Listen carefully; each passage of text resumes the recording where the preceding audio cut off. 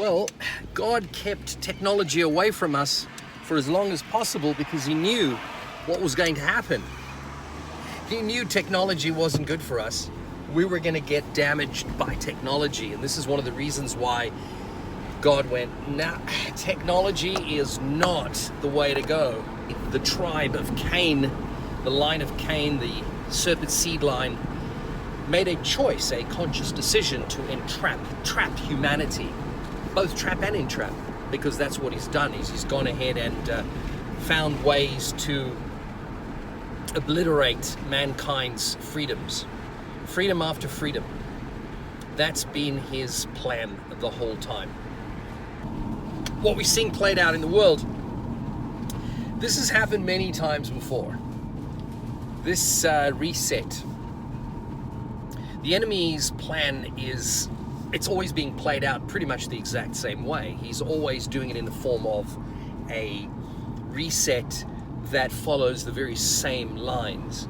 If you go back through history, and as far back as I can look, and I'm going back as far as 1520, I'm seeing a worldwide pandemic, and that's followed by war. It's always followed by a war. 1520, 1620, 1720, 1820, 1920, 2020. It's the same story, and he's done it so many times and across so many generations that he's gotten lazy. All he's done is he's taken an existing working model, prototype idea, and he's gone and done it again and again and again and again.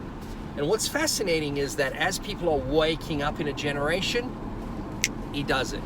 As people are waking up in another generation, he does it, and he keeps doing it. This is a thing he does.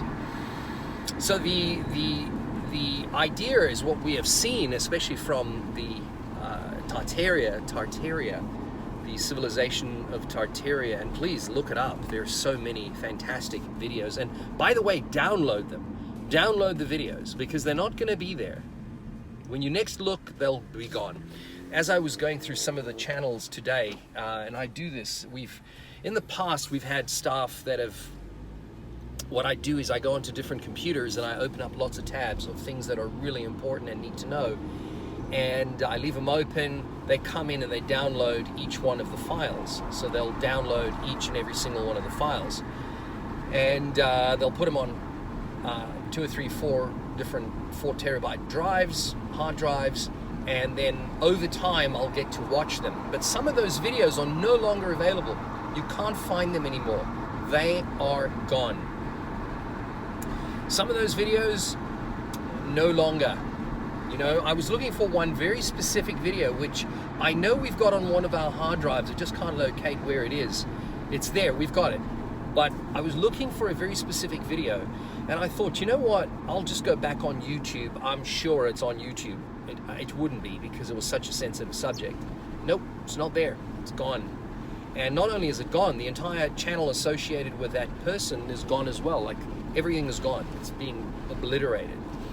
And I was very intrigued that a lot of the channels that have got these very, very special videos to watch, especially on things like Tartaria, are all reposts. It's somebody else's work that's been reposted on a channel, and it's because those channels have all gone. They've all disappeared.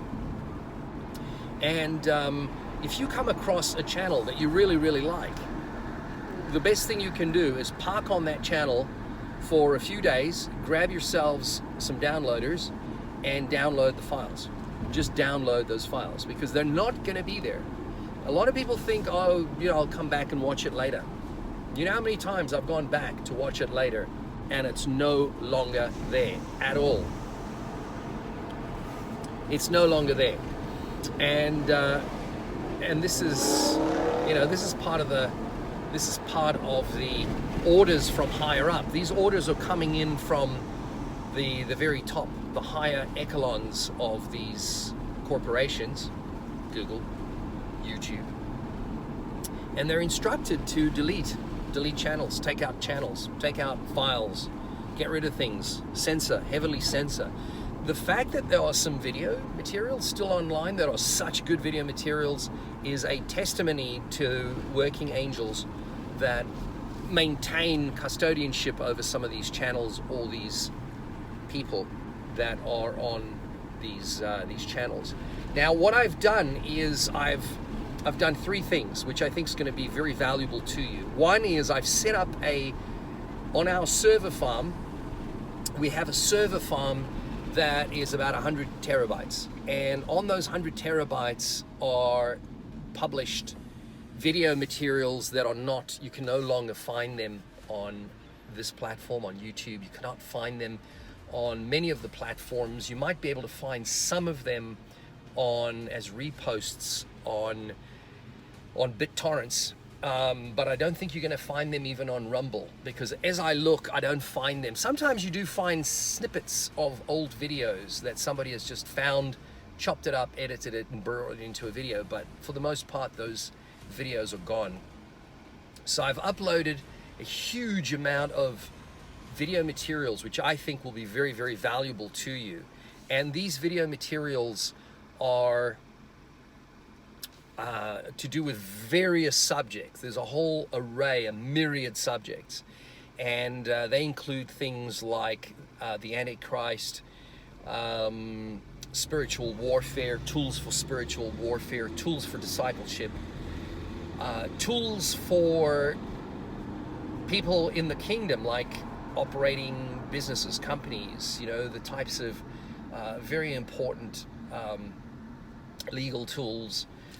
There's also information related to past resets, and there's a whole folder filled with material on Tartaria. There are all kinds of other subjects which you might find very, very interesting from a lot of my research over the years.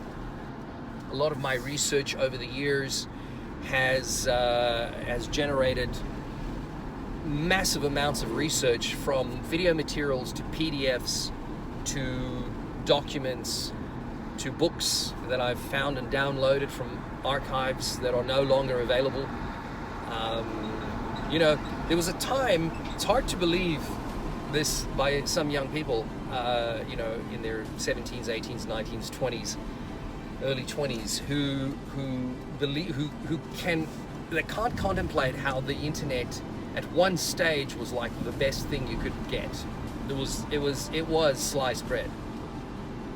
You know, there were entire libraries of, like, you'd go on a website and it was filled with information about, you know, subjects. As you know, I've studied many of the world's religions. I studied 47 of the world's religions. I'm still studying other religions, so I can debate them, I can produce programs about them. A lot of the work that I do requires that we produce content for broadcasters, distributors worldwide that is unique and different and special, and I'm always looking for ideas, and that's what took me down that road of, you know, I didn't read the Ramaya because I was interested in the Ramaya or that religion. It wasn't really about my interest in that religion. It was more about what an amazing film this would make. It would make an incredible movie.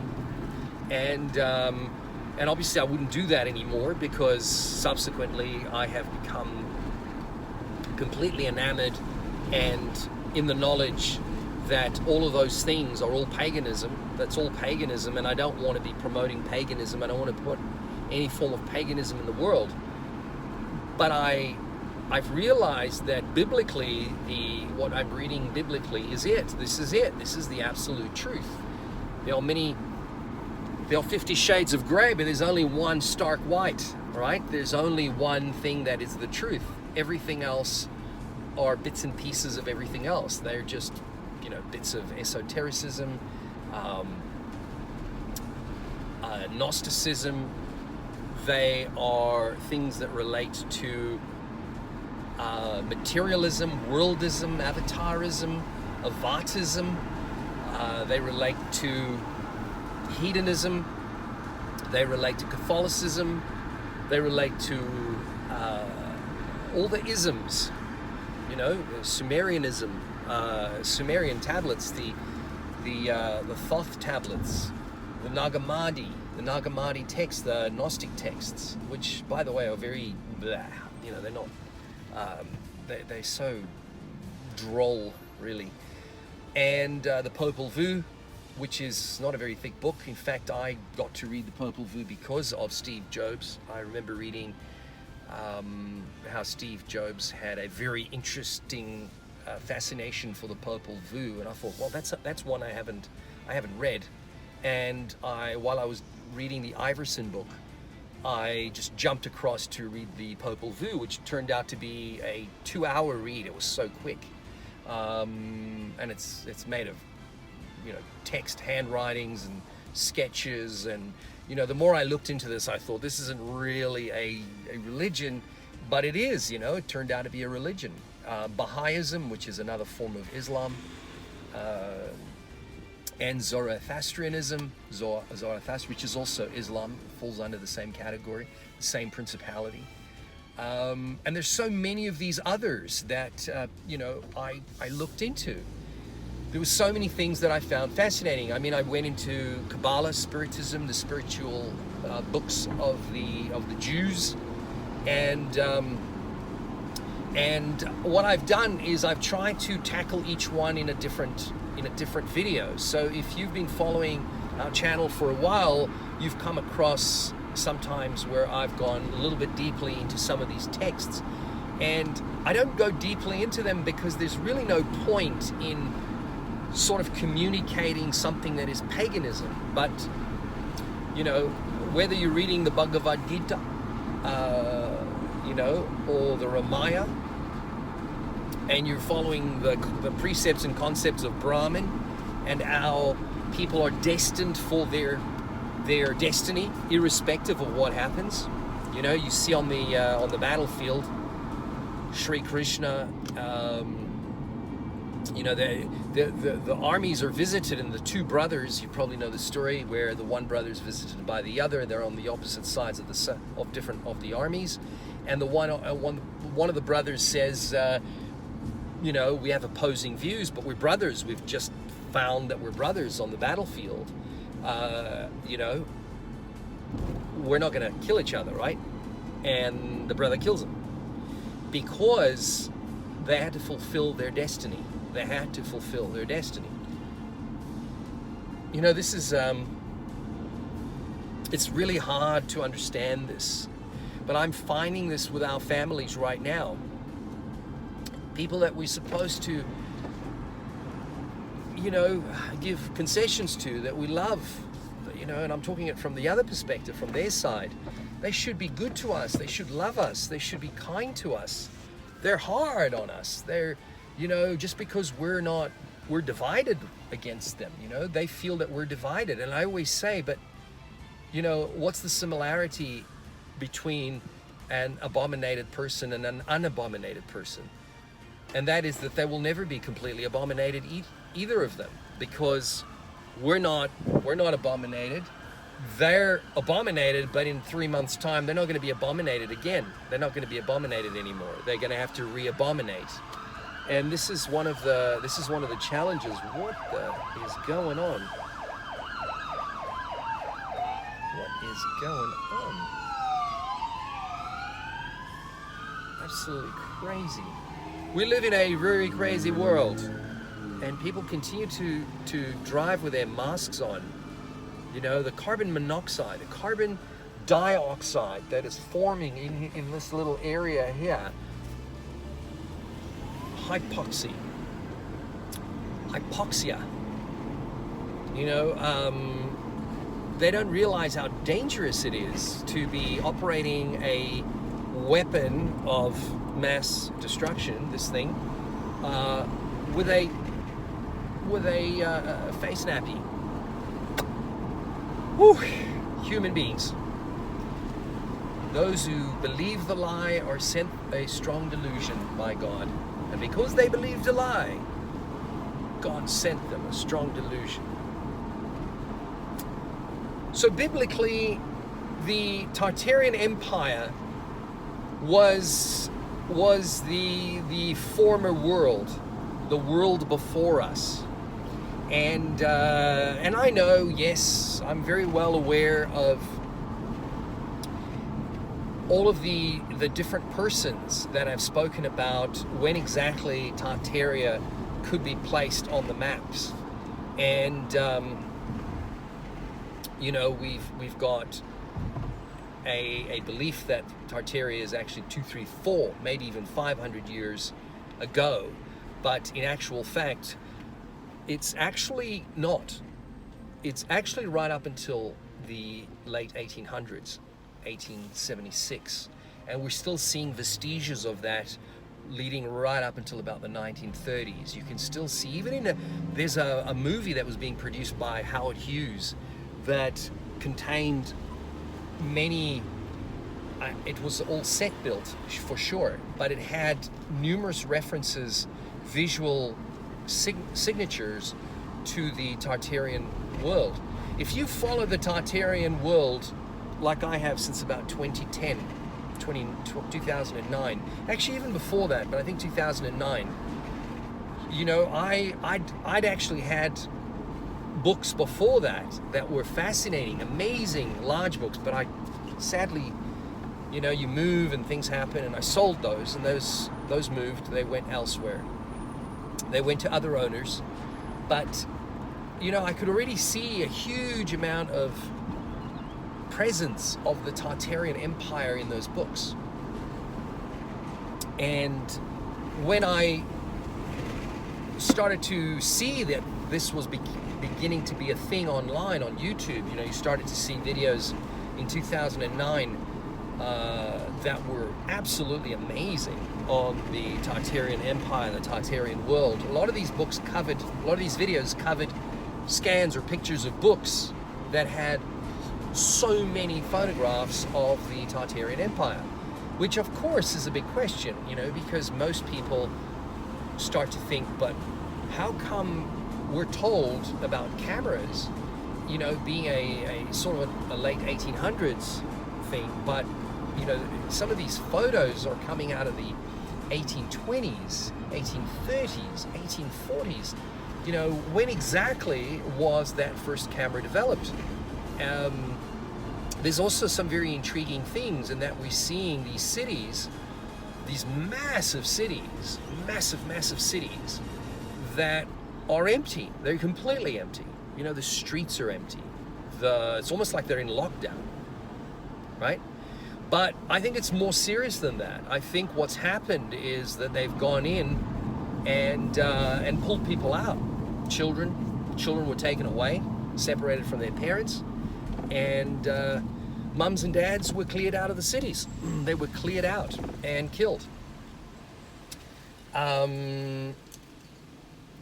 Really, really, really, really, really sad. You know, moments in time that they squashed, they quietened, they made sure no one would get to know. I was on a holiday about 2 years ago with that same family that accompanied us on this trip to Asia, and I remember showing him on a mobile phone one of these friends of mine. And I say that because they've all been abominated. You know, not a single person called. It's just so fascinating. You know, I was the one trying to warn them, and they took umbrage. You know, they weren't impressed by me trying to save their lives, which is really intriguing to me.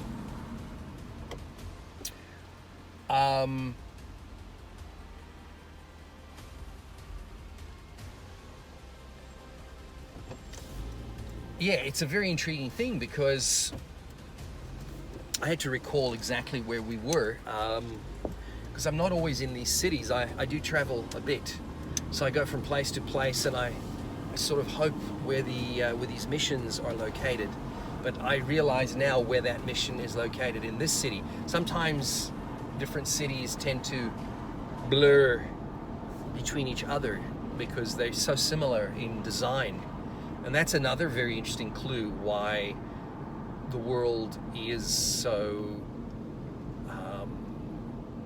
you know, suspiciously, why the world is so suspiciously designed, developed, put into place, is I think what I'm trying to say. Because what we are seeing is, and we know this from our study of Tartaria, that it doesn't matter where in the world you are, you know, they all have very similar architecture, especially the colonial style, Tartarian style government housing. A lot of these government style buildings all had a very specific look. And yes, they've been modernized and they've been repainted and they've been changed and they've been whatever, but ultimately they're all, I mean, from being in Asia, I was looking at every single one of the buildings that we arrived at, no matter which harbor we arrived at. It didn't matter which harbor. They all looked the same. It didn't really matter, you know, India, Thailand, Singapore, Malaysia, you know, any of the islands, the Balinese, Bali through to Indonesia, like everything looked the same. In other words, the same designers, the same architects, the same belief system people had put together these cities. So the world of Tartaria followed to the whole world. The Tartarians were international. They were everywhere. You know, a lot of times people think it's the Mongolians. Oh, they weren't the Mongolians. You know, the world of Tartaria reached Mongolia, but it wasn't like Mongolia reached the world. No, that's not what happened. The Tartarian world, the Tartarian Empire, reached everywhere, but where we're told that it originally comes from is Mongolia, but that is not the truth.